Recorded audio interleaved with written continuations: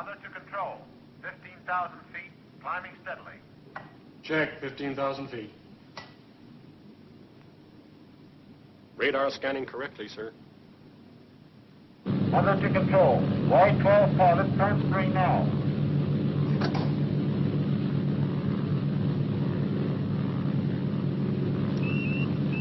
Y-12 to control. Are you reading me? Testing. Over.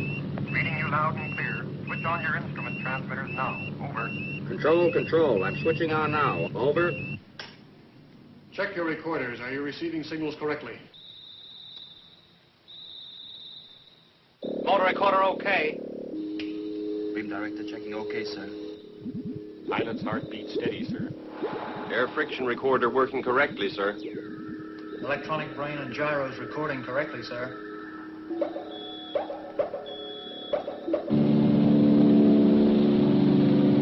Preparing to drop Y-12. 45,000 feet. Check. Ready and waiting your countdown.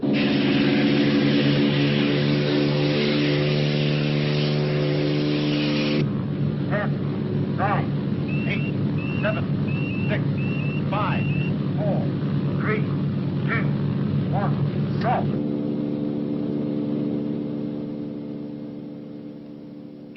Y-12 detached and airborne. Firing rocket motor.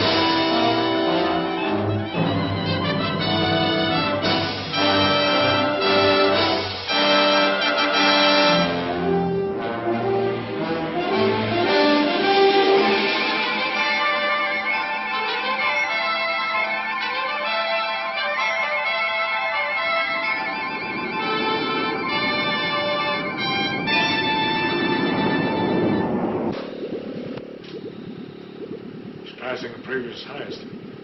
10,000 feet. It's through the heat barrier.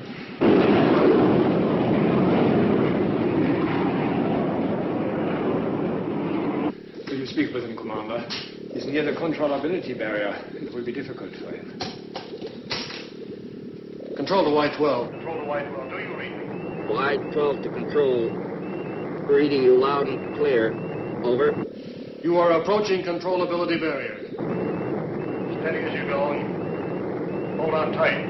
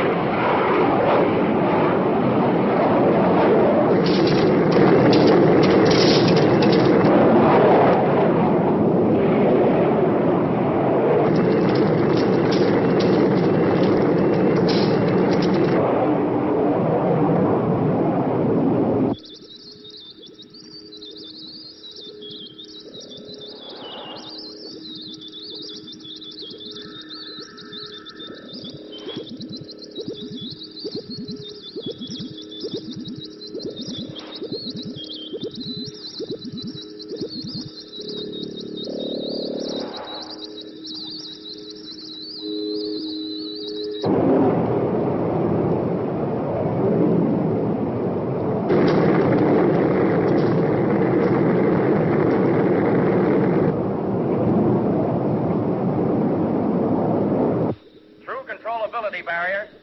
Gyro stabilizers holding steady. He's made it. God. big achievement. It's great. Pilot's heartbeat steady, sir. Pilot's pulse checking okay. Control to Y12. Control to Y12. Do you read me? Over. Y12 to control. All sign of G pressure gone. We have you at 230,000 feet. Check. Check. Now hold on, boy. You're reaching the ionosphere. Your motor will burn out in exactly 5 seconds. Check. 4, 3,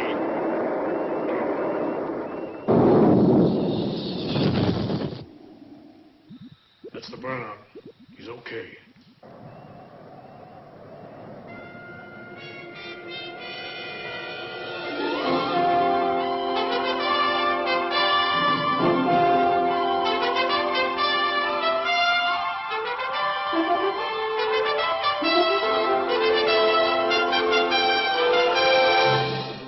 Take it easy, Dan. We're reaching maximum test height of 300,000 feet. We're in modified atmosphere. She's riding steady. Feel as though I could go on. Test your controls and prepare to turn. Let her go, Chuck. See what you'll do. Things all right, Doctor? Heartbeat is almost normal. But with release of pressures, judgment may be unsound for some seconds. Shall I take over on remote control? Now, give him a few more seconds. Dan, do you hear me? I repeat, do you read me?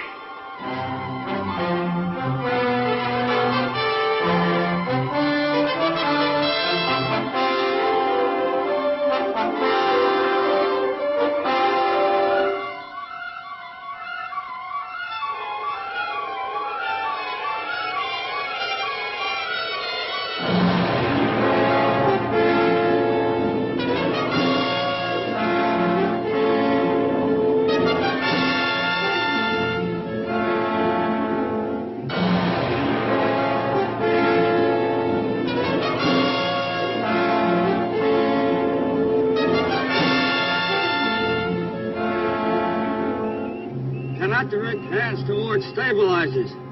Steady me. Steady me. Electronic controls, take all stabilizers. Try, sir, but I can't get equalization. Keep at it.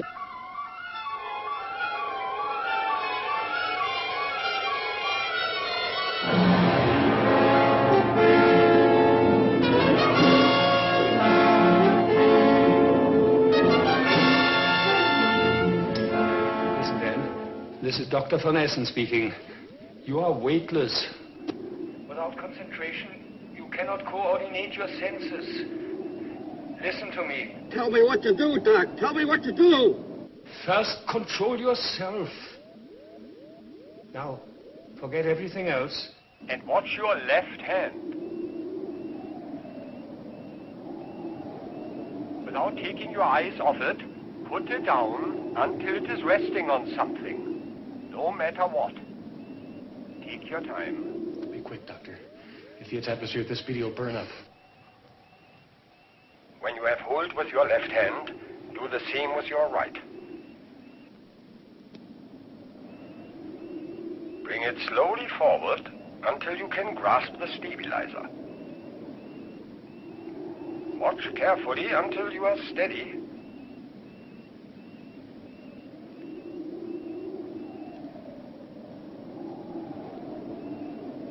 Now concentrate and you will regain control of Y12.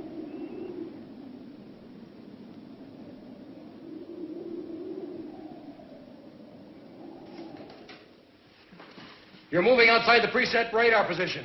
We're going to lose you. Can't help it. Can't help it. I've got control, but I can't reduce speed.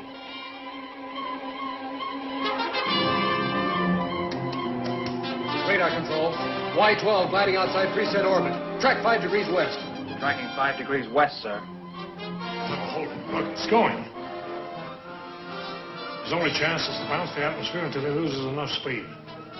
Radar control. Yes, Keep sir. tracking west. Track west. Keep going. Keep going. Keep tracking.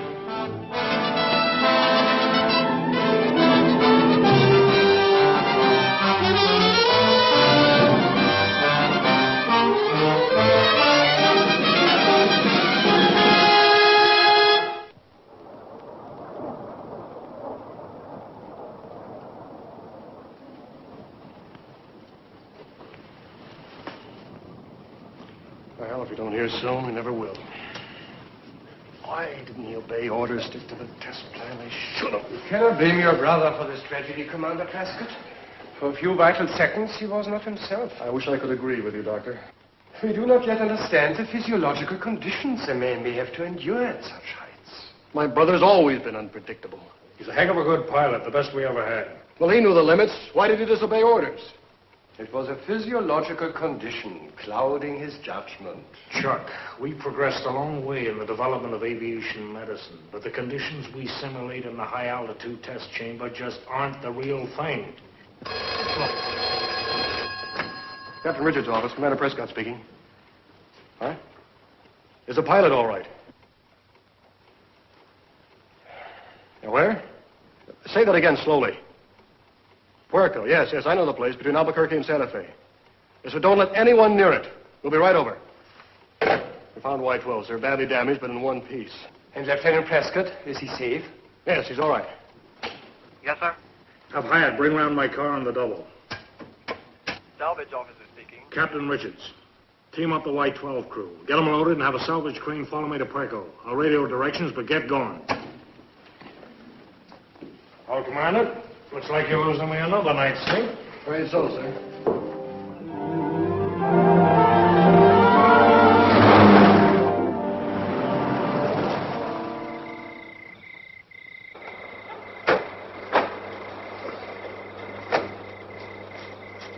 Commander Prescott, U.S. Navy. Where's the plane? Just off the road over there. We're sure glad to see you. We're mighty cold and hungry. You know, should have been off duty a couple hours ago. Well, thanks for sticking around. Where's the pilot? Oh, he's around here someplace. The plane's just over here. All right, thanks.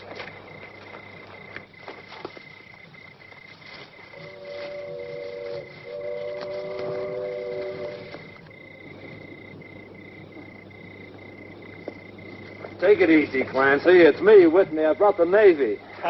What in, a land yacht? See you come down? Yeah, right down the valley. We took a quick look and radioed into headquarters. Where's the pilot? The relief patrol took him into town. Into town? But he's okay. Sure. He looked like a man from Mars when I get up. Talk sense, but he acted kind of loony. What do you mean? I don't know. Kind of high, I guess. But I'll tell you one thing.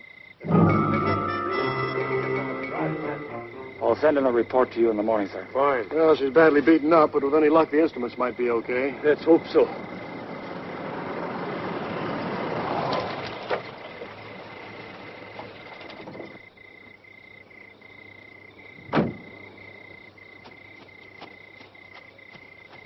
Evening, sir. Boy, that part's the zaniest guy I ever saw. How come? Well, he had me take him into town for a change of clothes. Said he had some dame to see. Couldn't even wait for coffee. I guess I know where that'll be. Mind if I borrow the car, Skipper? Sure. We'll ride back to the salvage crew. Thank you, sir. Take it easy.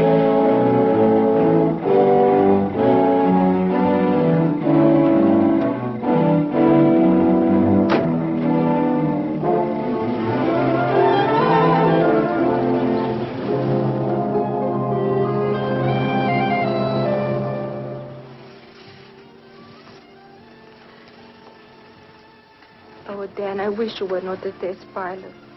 It is so dangerous. Honey, it's my future. It's our future. Who's going to forget the first man in space? They don't forget Lindbergh or the Wright brothers. You talk too much. You can always shut me up. I will.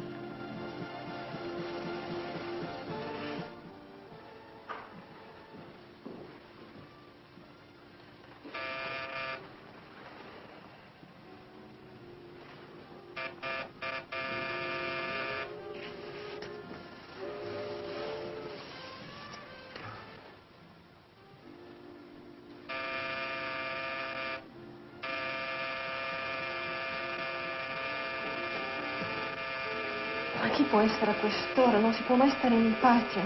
Oh, don't talk with the macaroni. Answer the door.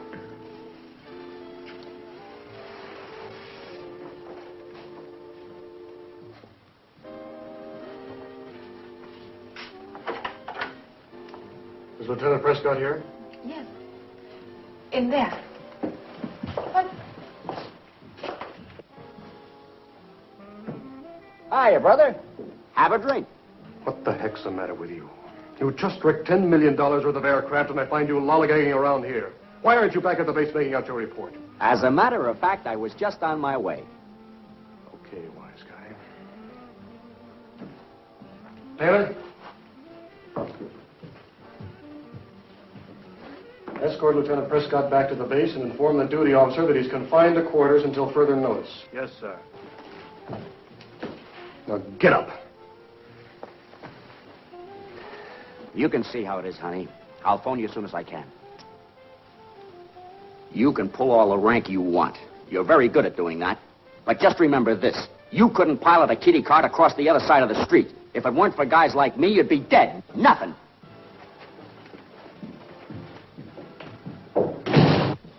Why did you treat him that way?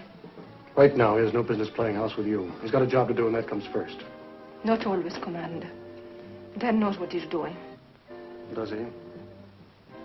I'm not so sure.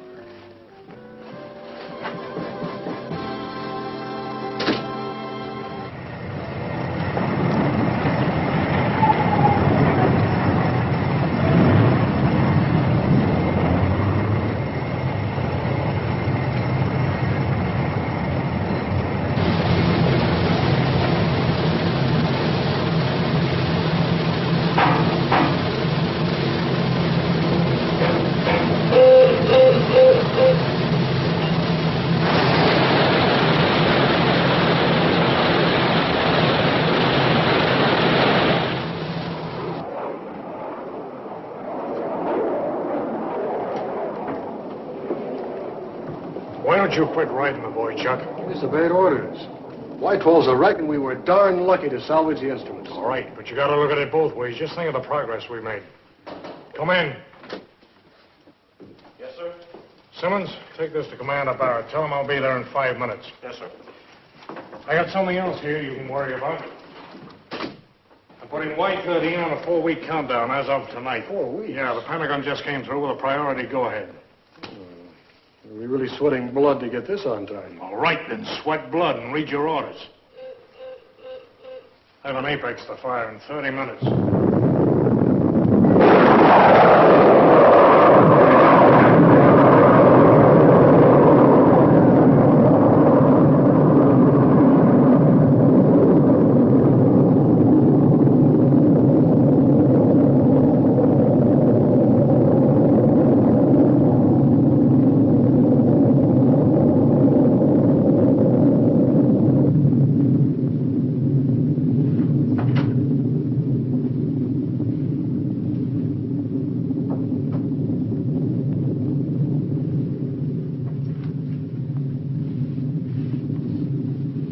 Look at that baby go. Isn't she beautiful?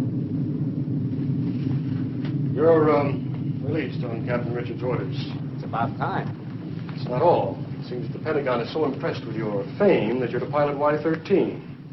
That's great.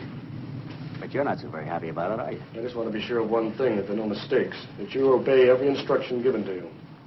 Your reactions are slow up there. That's not the answer I want. What do you want me to say? I want you to say that you understand that you're the pilot, but I give the orders. Unfortunately, I think you'd do anything for this. Get off my back, will you? I'll get off your back as soon as you realize that we're developing a piloted space plane and not a record-breaking hero. All right. As I said before, your reaction is slow up there. No, we'll see to it that you get plenty of time for a checkout before the next flight. Dr. Von Essen will give you a thorough indoctrination so that your reactions are automatic. Now get your things together and get over to aviation medicine. Yes, sir.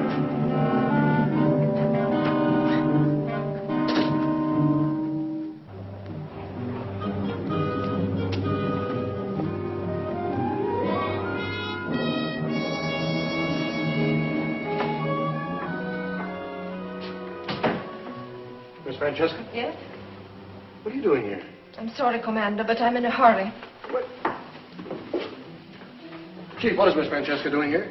Checking in some material with Dr. Von Essen, sir. I don't understand you, Chief. What sort of material? She's on Dr. Von Essen's staff, sir. Aviation Medicine Department. I wish she was working here. I'm all for scientists and skirts. You and the rest of the Navy. Come in. Commander Prescott. Congratulations. Y-13 should be a fine project. Oh, thank you, Doctor. Sit down. Cigarette? No, thanks. Say, Doctor, do you have a Miss Francesca on your staff? You do not visit us often enough at the university. How long has she been working for you? Some months. She's charge of the cardiographs and probably knows more about your brother's heart than he does himself. Yes, from what I've seen, I wouldn't be surprised. She's good for him. He's quieter, calmer, and in love. In love? Are you kidding? You're too close to your projects, Commander. You do not notice people enough. Are you sure of this? I should not see it otherwise. Well, what do you know? Sort of an idiot does that make me? Why in the heck didn't Dan say something? You don't seem to have your brother's entire confidence. No, Doctor, I'm afraid I don't. You wish it were any other man than Dan who should pilot Y-13? Well, he's not the man I'd personally pick for the job. Why not? I just don't think it's in his nature to stay inside any organized pattern. It's not an unnatural characteristic to find in a man who risks his life for a new achievement. Maybe so, but on a project such as this, I prefer to have someone more reliable. Well, you will be my care until you are ready for the flight. I'll pay some attention to his psychology. Yes, would you let the psychiatrist work on him, Doctor? Make him understand that even though he's up there in space alone, he still has to obey orders. Attention all personnel. Stand by for Y-13 rocket motor testing.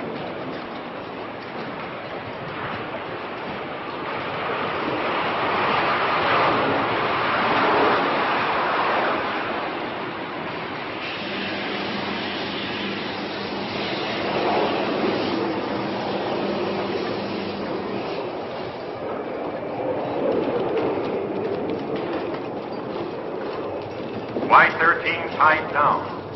Fueling completed. Stand clear for test. Stand clear for test.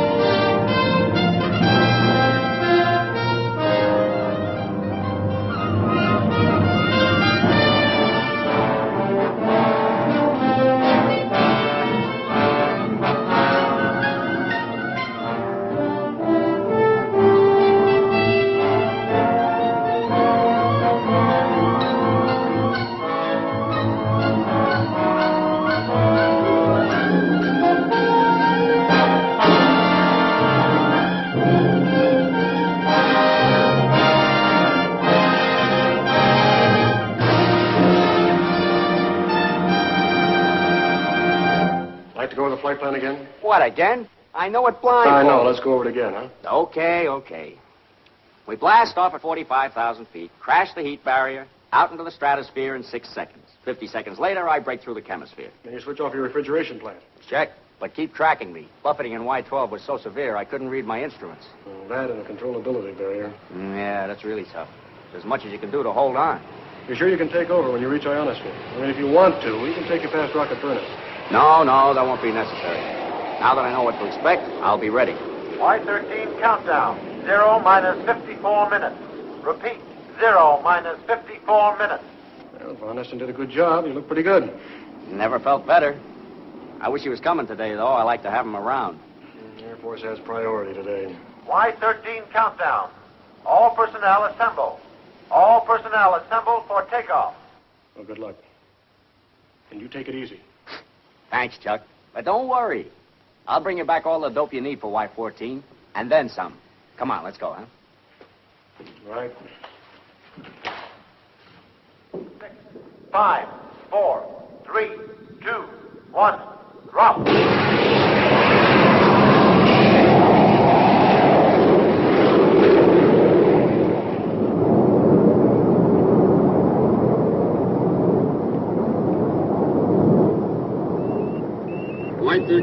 control.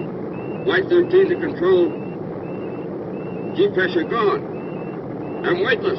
But gyro's holding steady. Okay, Dan, we're with you. Now check controls for atmosphere bite. I'm checking now. Steady her up, that's enough. Take it easy, Chuck.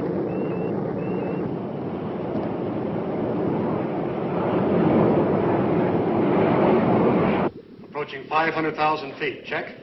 Check. You're doing fine, boy. Now commence your turn in 15 seconds. Chuck, she feels like she'd go on forever. Stop talking. Concentrate. 580,000.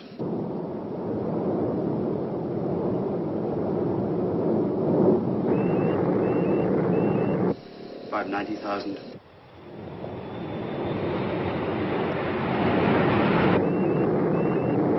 600,000. Your altitude is 600,000 feet. Prepare to turn.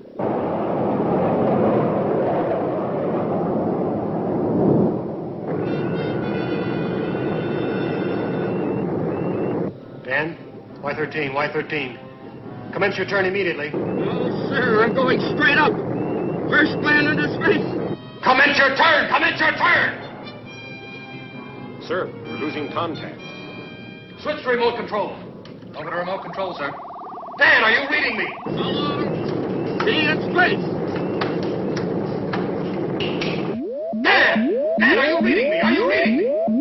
Remote control, no response, sir. The outer atmosphere any second now. He's still climbing.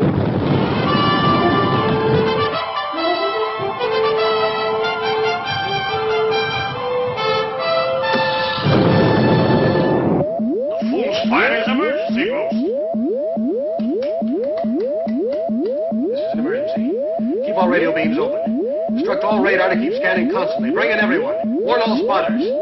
This is an intercontinental priority. Yes, sir. Yes, sir. Well, he's on his own now. The first man into space. He'll either hit the moon or orbit the Earth the rest of his life.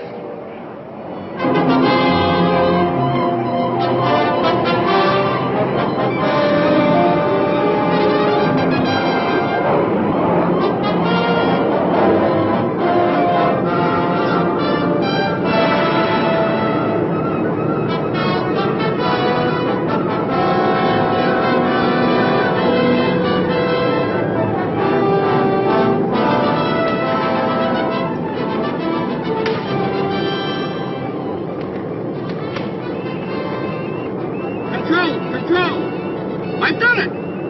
250 miles! I'm going to turn now!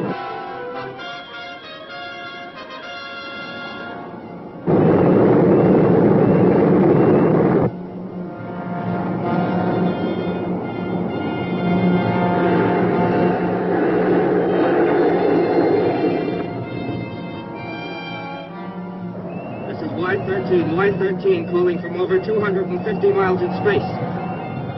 My rocket motors have burned out, and my gyro stabilizers cannot turn me at this height. I'm going to use release mechanism to catapult myself and the nose away from the plane. Control, are you reading me? This is Y13. Control, are you reading me? This is Y13. Y13 calling control. I'm running into meteorite dust. Pressing ejector button now. Wish me luck.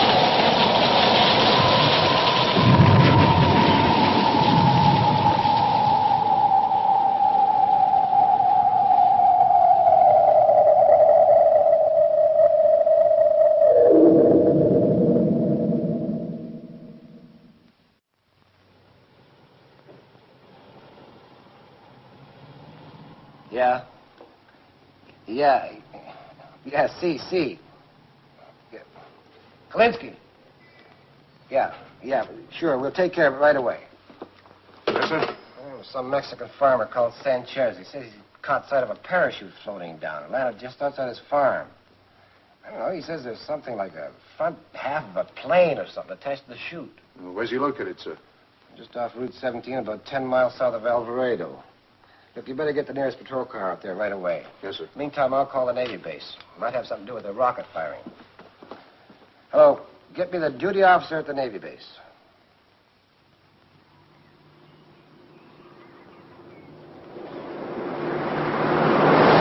Smash up on the South Highway. Bus full of people and could have word from car 50 in any minute. Yeah. We got 2 witnesses. You want to see them? Yeah.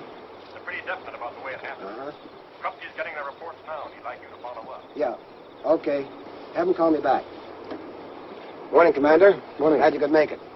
I'm Wilson, Assistant Chief of State Police. Well, thanks for phoning in, Chief. Whereabouts is it? Well, just up there a ways in the bushes. Anyone hurt? Any damage? No. Dropped about a half a mile from the nearest farm. Came down like a dame in a feather bed. No sign of the pilot, though, huh? Well, you better come and look for yourself.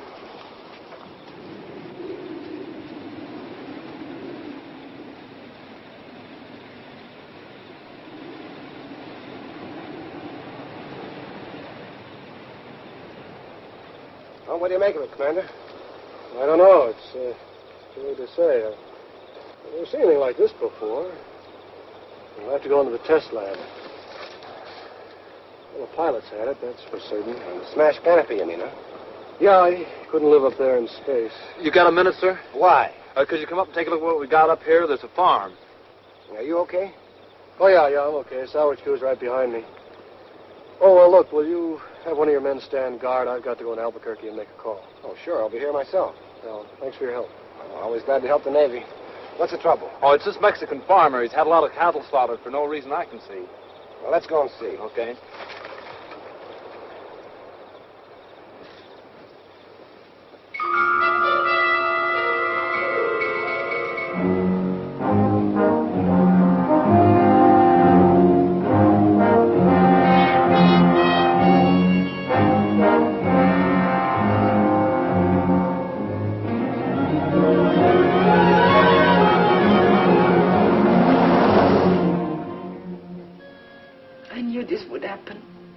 I didn't want him to go on.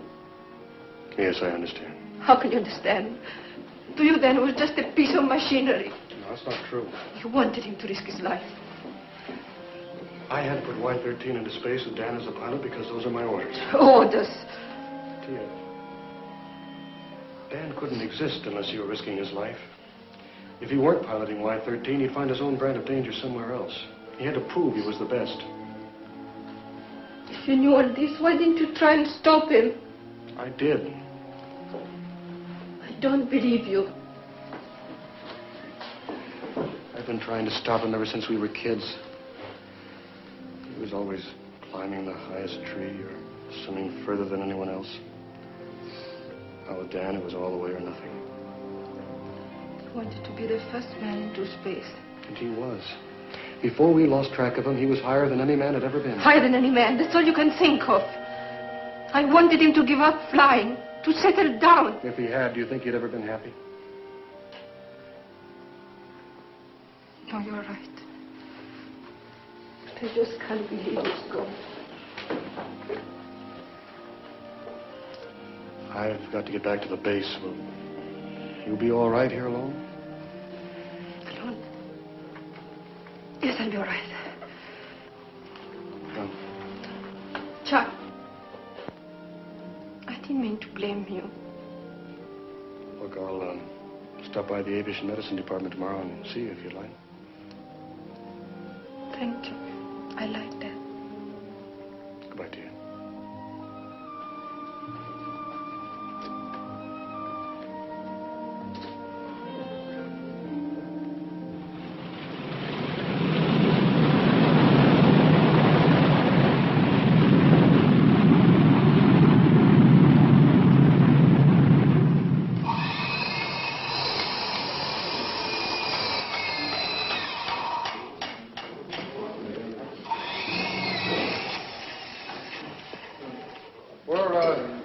Metallurgical tests.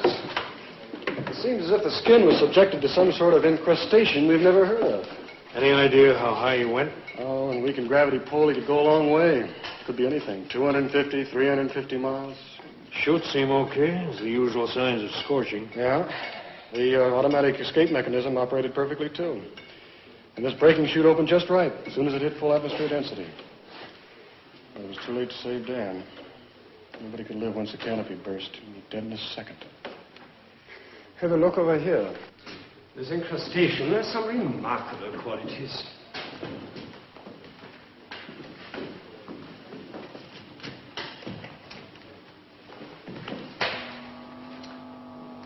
You see? Nothing. Nothing at all. X-rays will not pass through it. No luck here either, sir. Thank you. This is the infrared photograph. But the rays do not penetrate to show us what is below the surface. Then here, under the ultraviolet lamp. I can't understand it. It's resistant to any identification or penetration test we can do here. We'll take a photograph anyway. There may be some reflection we cannot observe, though I doubt it. So far, then, your tests are negative. Well, let's hope the metallurgical report will give us a line. Let's hope. Let me know as soon as you have it. Oh, good night, Doctor. Good night, Chuck. Good night. Good night, sir. You know, you better get some sleep. I will, Skipper, thanks. What is this stuff, Doctor? Do you think a chemical breakdown could tell us anything? We do not even know the primary reactor. I sent a sample to my own laboratory. We may find the answer more quickly. Yeah, I can't get him out of my mind, Doctor. I can just see him up there now in the cockpit. He wanted you there today. Maybe if you had been. If only I had. You mustn't blame yourself, Chuck. You're right. Look, I'll check with you first thing in the morning, huh?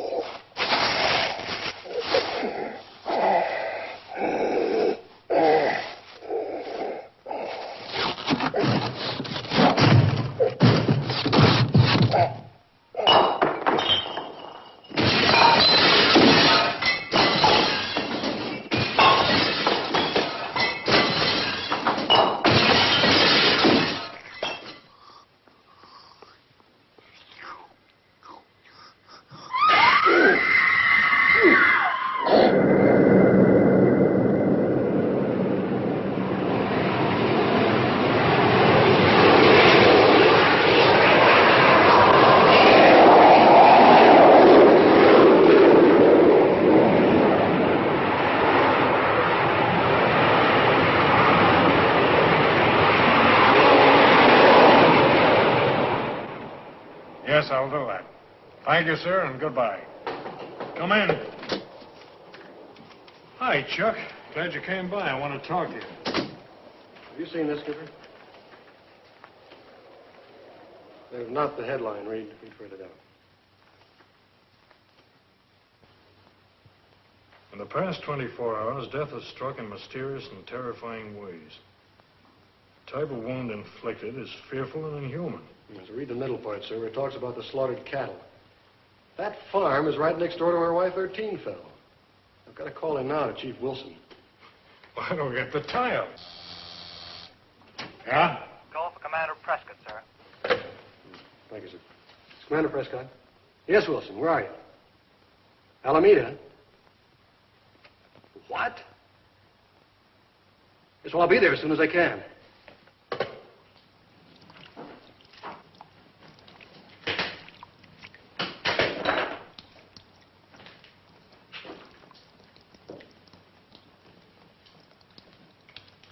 like I said, Commander, about the wounds on the Mexican cattle.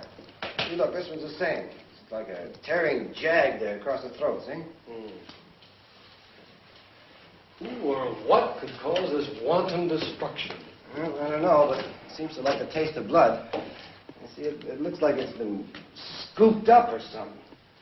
And look here, look. It takes more than human strength to do this. Unless he had an axe.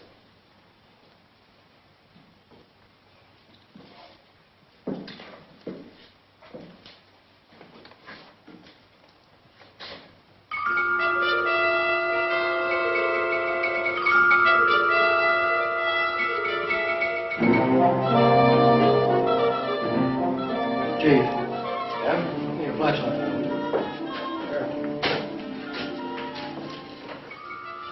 There. See on the edge of the wound there? What? Those little shiny specks. Oh, yeah, I see. That's funny. I never noticed those before. What do you suppose they are? When you do an autopsy, will you send a sample of that to a Dr. Von Essen of aviation medicine?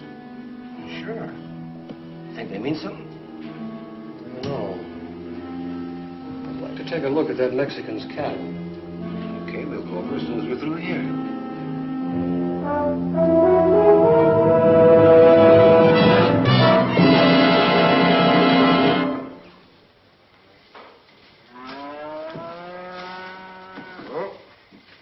Well, there you are, Commander. Take a look.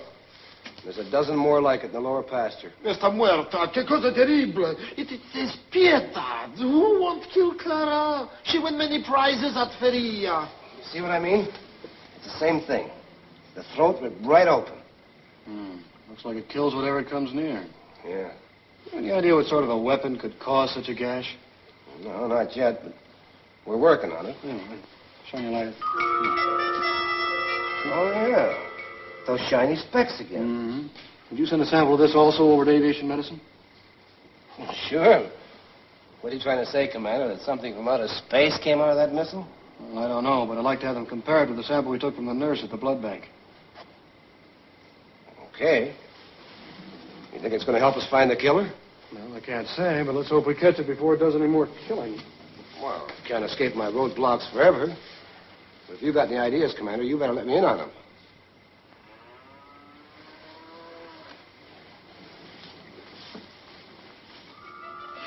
Here, put that in. There. What is it? Looks like a high-altitude oxygen lead. I've got to get back to the base. I've got a lot of work to do. But don't worry, I'll keep in touch. Yeah, sure. Hello, señor. ¿Quién pagará mi ganado?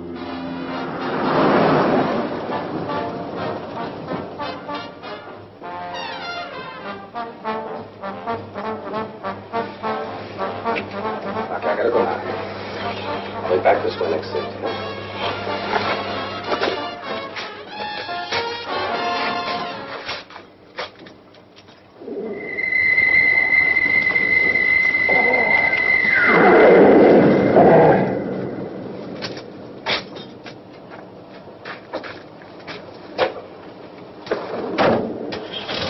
Hey, don't forget to keep my side warm. Don't worry. I won't let it get cold.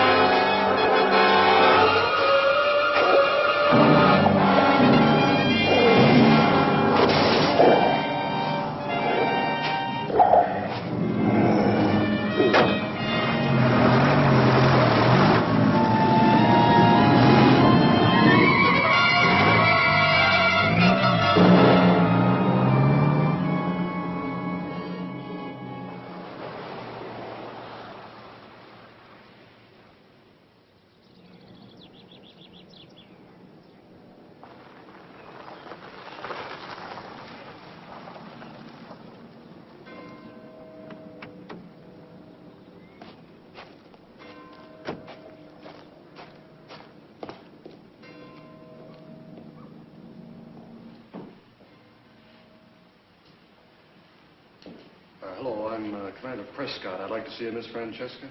I'll see if she's free. They're just finishing an altitude test. Commander Prescott to see Miss Francesca. I'll bring him down. Come with me, Commander. Thank you.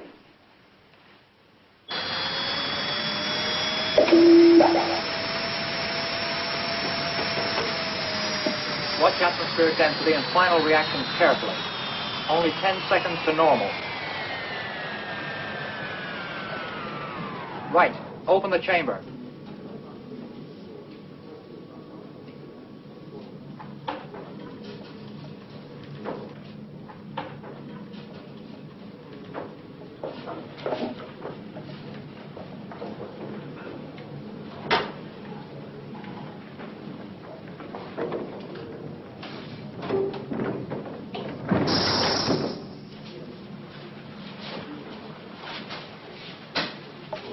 Careful with this helmet.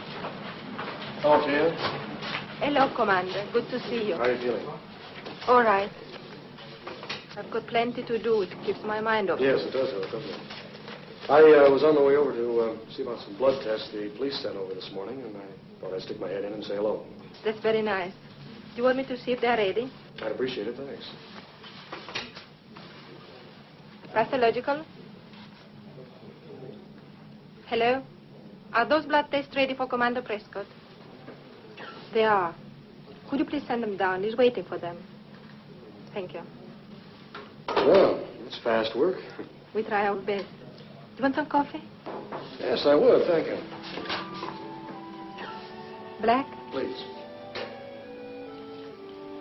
Sugar? No, thanks. Fine. You look tired. Well, maybe this will help. How did you ever end up in Albuquerque? I came with my father 2 years ago. He and Dr. Vanessa were very good friends. They were at school together. And when my father died, Dr. Vanessa asked me to stay on and help him. What part of Italy are you from?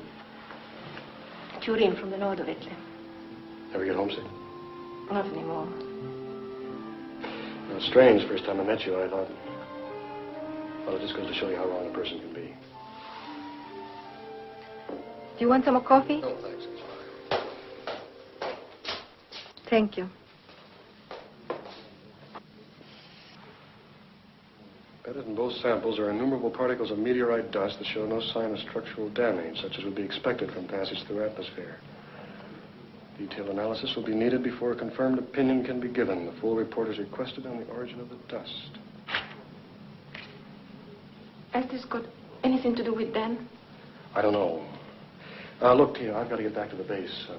I'll see you again as soon as I can. Thanks for the coffee. Goodbye, Charlie.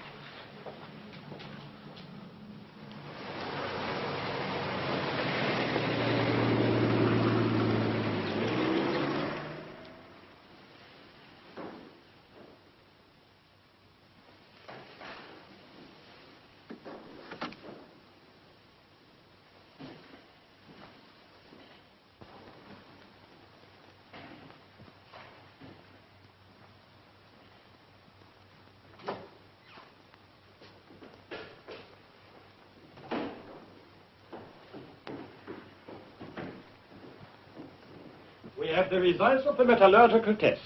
Hang on a second, will you, Doctor? I'd like you to take a look at this. Later. Come over here. I want to show you something.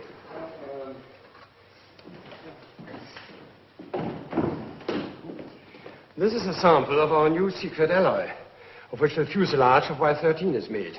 You know the terrific heat and pressure it will stand. No? This is a piece from the fuselage, which was coated with this strange substance. Notice, the metal underneath has not been affected. Now, this is a piece we removed from the stabilizer that has escaped being encrusted. Look, it has undergone a complete transformation. It does not even retain a resemblance to metal. It's like crumbling carbon. And if I grind it, there's nothing left but powder. What could cause this transformation, Doctor?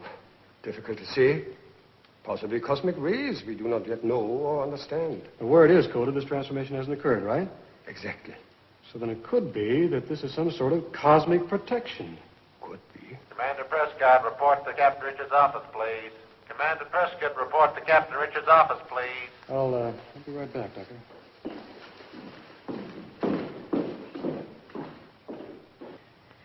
Although I accept your explanation, Senor Capitan, there is no doubt that it was Providence that His Excellency was not killed. But the place where the tail section of Y-13 fell is 10 miles from your town. What is 10 miles, Senor, when you do not know where your missiles go? What's he getting at? He's referring to the rocket that almost hit Juarez. But that was a captured German V-2. It happened nearly 10 years ago. What is 10 years, Senor? You still do not know where your missiles go. He has the whole story, sir. The low-flying projectile you lost over Argentina last year, the Apex missile that disappeared last week. That is so, Senor Capitan. Where are they, eh? As if I knew. If they're not up there, they must be down here. Glad you're here, Commander. Meet Senor Ramon de Guerrera, Consul for Mexico at Santa Fe. Mr. Harold Atkins, State Department, Commander Prescott. Mr. Atkins? It seems that His Excellency, the Minister for Social Services, was opening a new bull ring in San Pedro. Senores, it was the moment of truth. A great silence descended upon the crowd. 5,000 people. 10,000 eyes, Senor Comandante, fixed on the blade. And suddenly there is a roar from space. It was greater than the roar of the Olays that would greet the final triumph. All the eyes look up. When they look down... You missed the kill.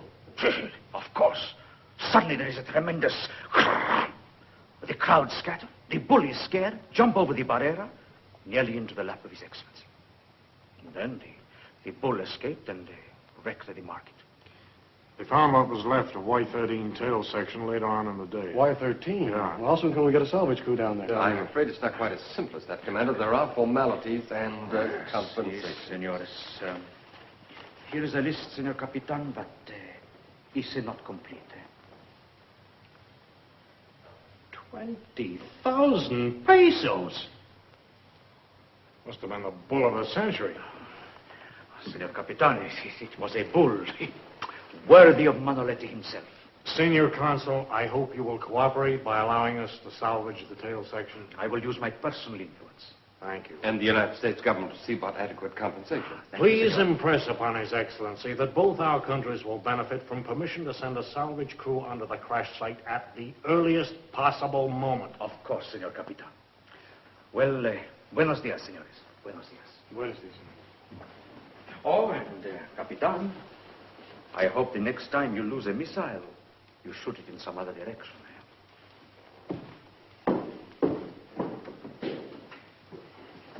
Boy, we fire a dozen missiles every week. Because something goes wrong once in a while, this kind of thing has to happen. Now, look, Chuck. Wilson's just called. Things are getting pretty serious. There have been 3 more killings. 3? Yeah. Did he give any details? Mm-hmm. A truck driver at a roadside diner just outside Los Alamos, and an elderly couple up by Green Valley. Oh, Green Valley? Why, that's...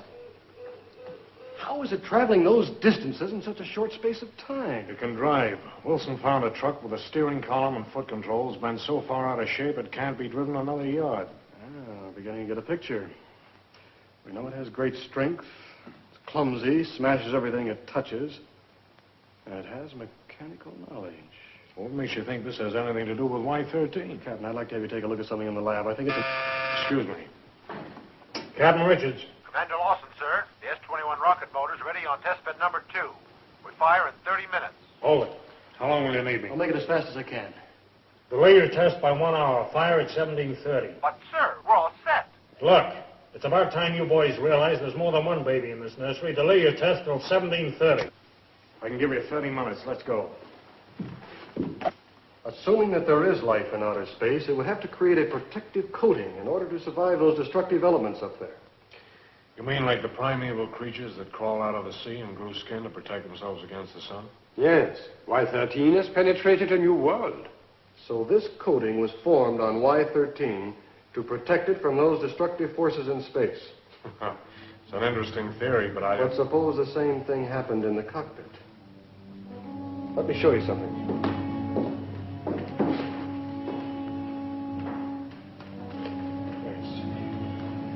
If you notice, this is flexible and harmless to touch. Let me demonstrate on this piece of sponge rubber here. I'll wrap this around my hand. Watch this.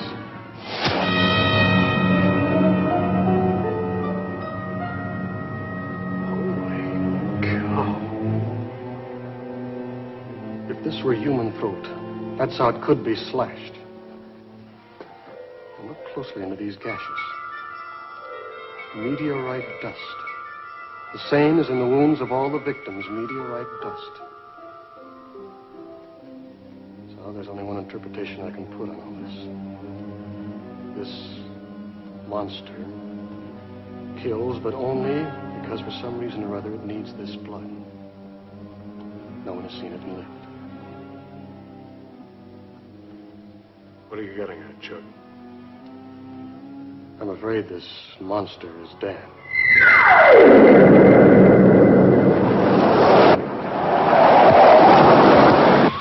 Hey, that guy's off course. Yeah, he's loaded okay. Here we go.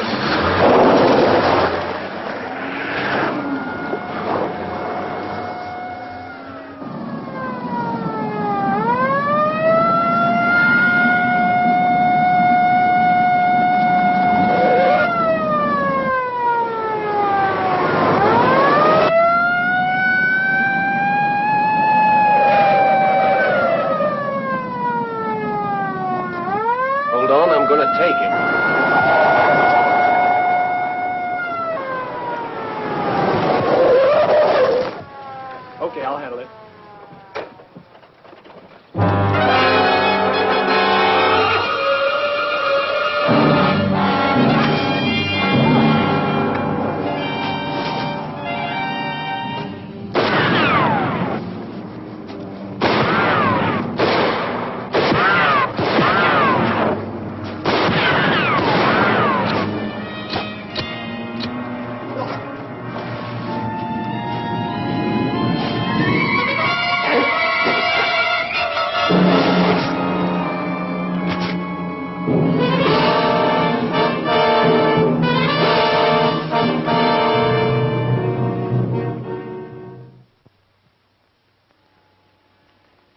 Dan's metabolism must have changed, but what form has it taken?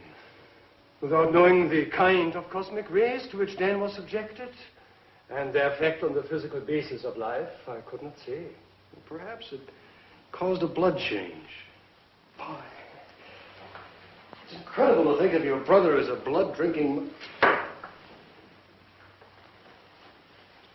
Tia, would you get Dan's metabolism charts and cardiograms? We're going to need your help. Yes, I have them all here. Suppose when the canopy burst, his blood absorbed a high content of nitrogen. Then he would die. The human body cannot survive in rarefied atmosphere without the protection of space suits and pressurized cabins. But you're forgetting about that protective coating on Y13. And if it formed quickly enough on Dan... Yes, it might have kept him alive. And if, instead of death, a new metabolism was created, which starved his body and his brain of blood, what then? We know very little. Only that by some mysterious means, the cells controlling growth and reproduction are changed by exposure to some cosmic rays. Beyond that, I could only guess. Yes, I'm only guessing too, Doctor. But I think Dan would be more at home in space than on Earth.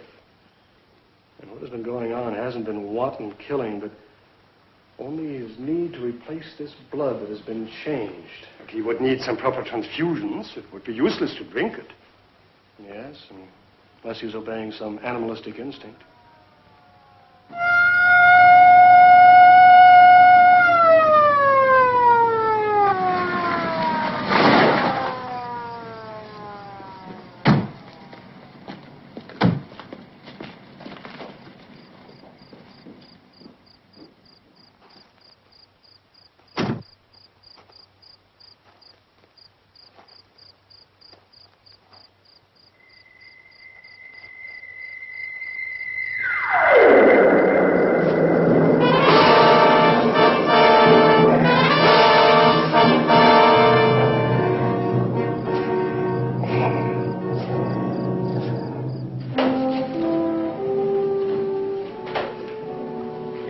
right, Commander.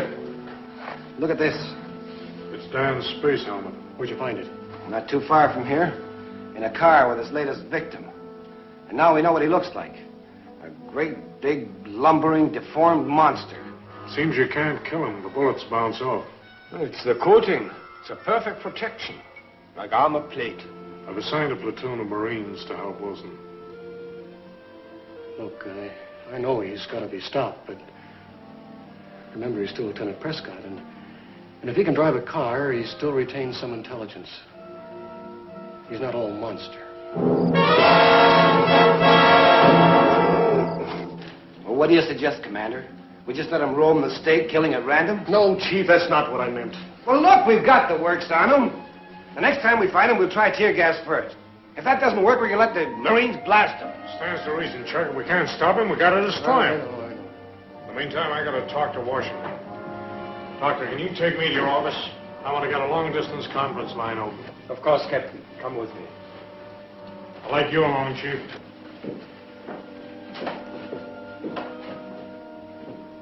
Chuck, why did this have to happen? Tia, we're conquering a new world. The dangers have to be faced. Someone has to start. But why Dan? Who could stop him? I couldn't, even though I tried. You couldn't either. No, I couldn't. No, though, you were right about one thing. It was a piece of machinery that I wanted in the cockpit of Y-13, not Dan.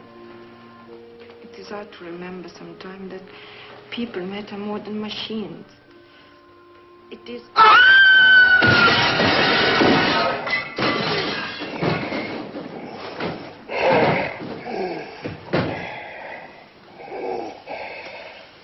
Well, he can't breathe.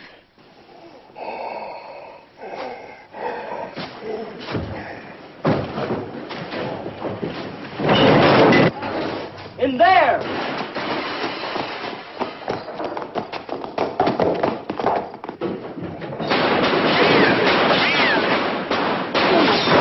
Stop firing! Leave him alone!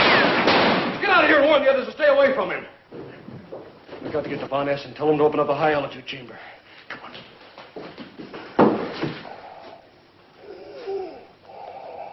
Where's your nearest PA system? Reception hall. You better get to Von Ness, and I'll stick with Dan. Go on.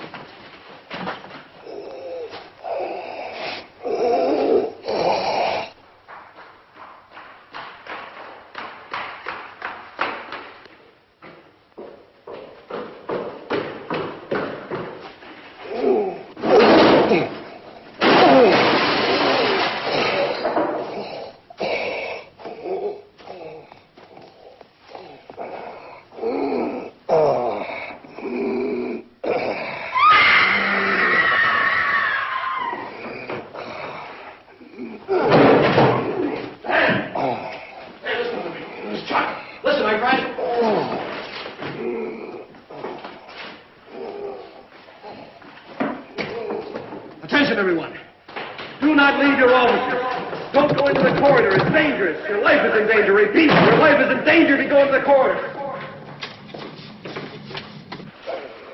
Dr. Von Essen, he's going the wrong way. Try and direct him on the PA system. I'll follow him. Look, Captain, why don't you let me call my men and blast him? Forget it. I'll take full responsibility.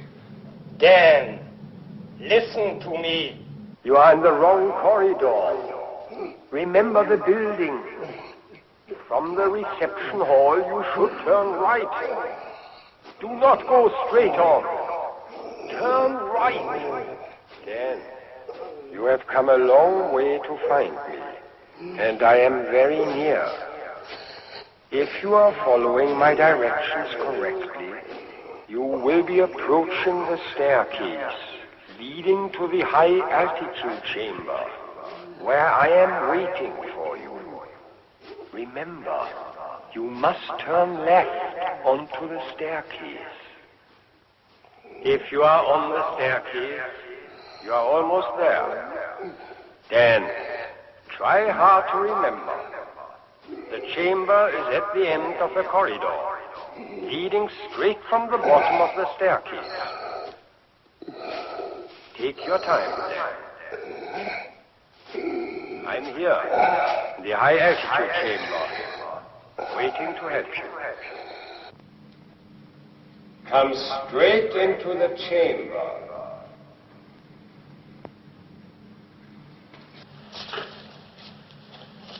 She's coming this way. Captain, open the door to the chamber. Larson? Yes, Doctor. Take Mr. Wilson over to the atmosphere controls.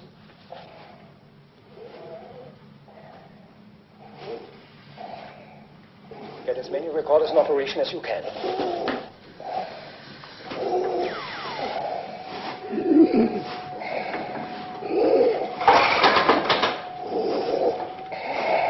Look out, Skipper!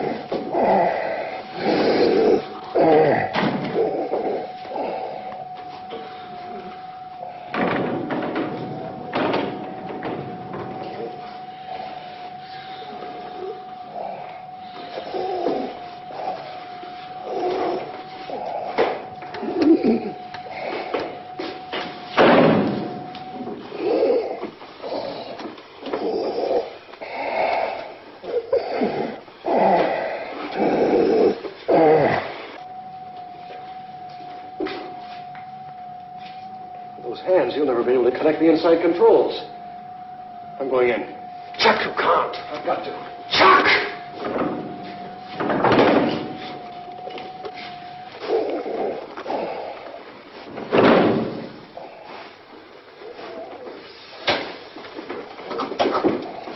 Dr. Vanessa, can you hear me?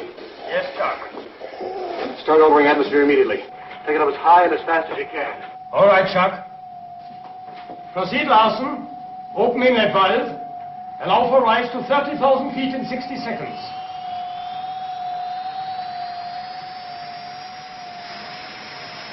It's been done, Chuck. Dan, it's Chuck. Your brother, don't you know me? Chuck, we want to help you. We want to help you, Dan.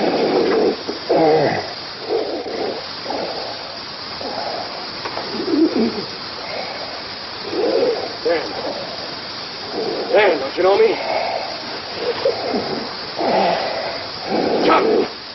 It's Chuck! Don't you know me? Chuck?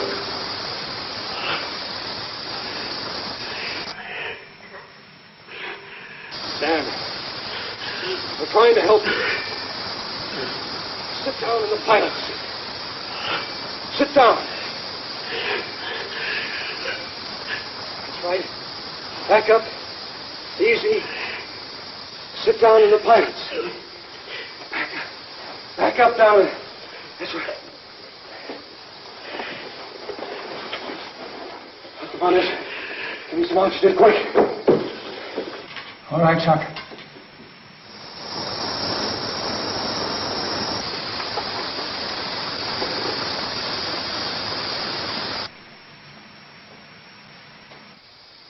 Dan. Listen. Dr. Von Essen is here. He wants to help you. Dan, I'm here at the window. Dr. Von Essen. Doctor, I've been searching for you. Everything seems strange and dark. I couldn't find you. Tell me about it, Dan. If I know what's happened, I can help you. Under this stuff, I feel like I'm suffering from some terrible disease. Like I've got no blood in my veins. But the rarefied atmosphere we are giving you, it helps? Like clean, fresh air. I can breathe and think again. We're up to 30,000 feet. Can Chuck take any more? Be still, Chuck. Don't exert yourself. Take it very steadily up to 38,000 feet, but no more. Go on, Dan. There's not much to tell. I have no memory, only an instinct to stay alive until I found you. I've been groping my way through a maze of fear and doubt. We're steady at 38,000. Hold it there. Dan, to find out what's wrong with you, I must make metabolism and blood pressure tests. All right, Doctor.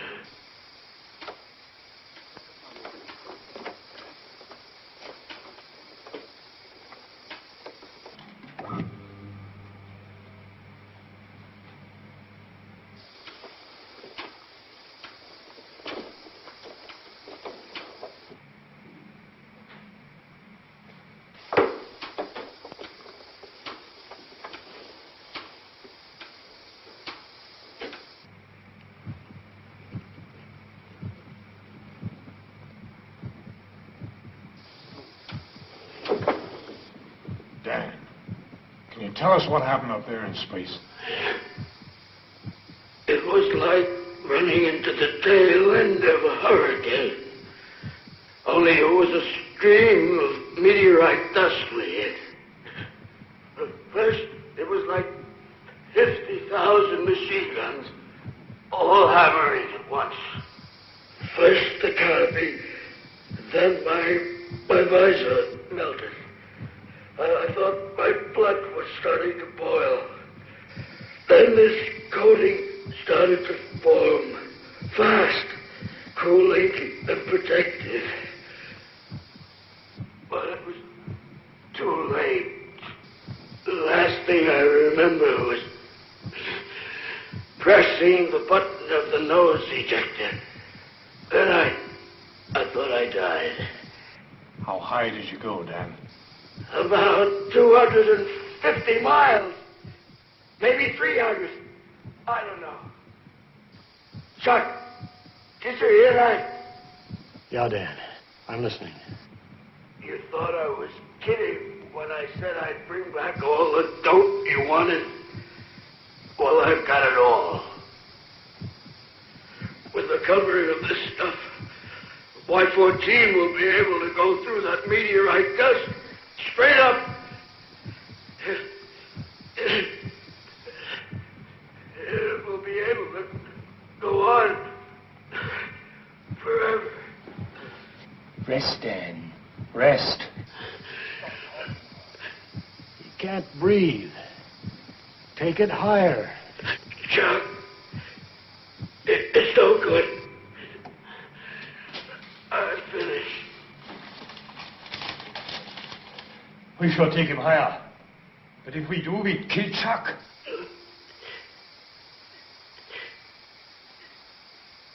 Kia, Yes, Dan. I'm sorry things had to happen this way. But you see, I just had to be the first man into space.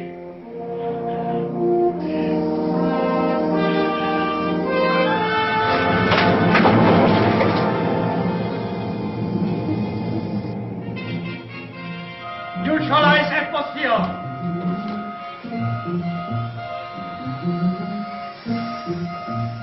Right, Captain. Open the door.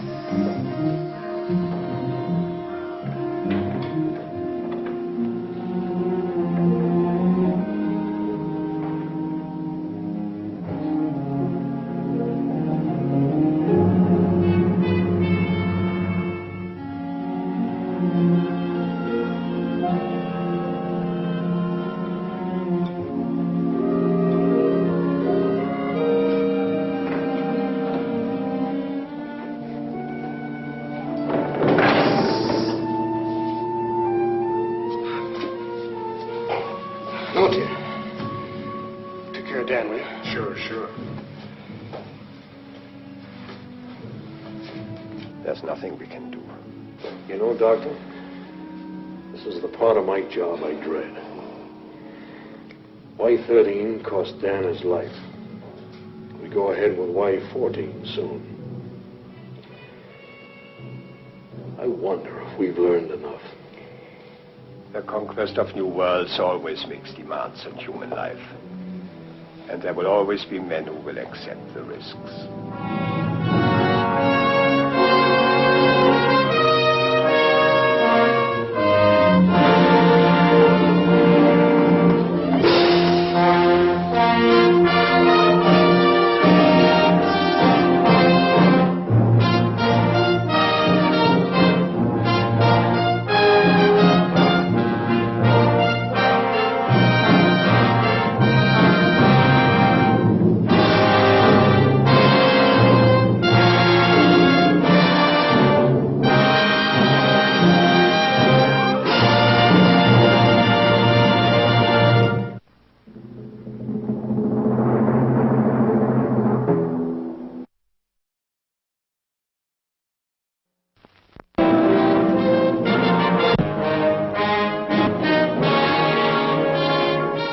Even at this very moment, the entire world awaits the countdown that will send the first living person hurtling into the unexplored mysteries of the universe.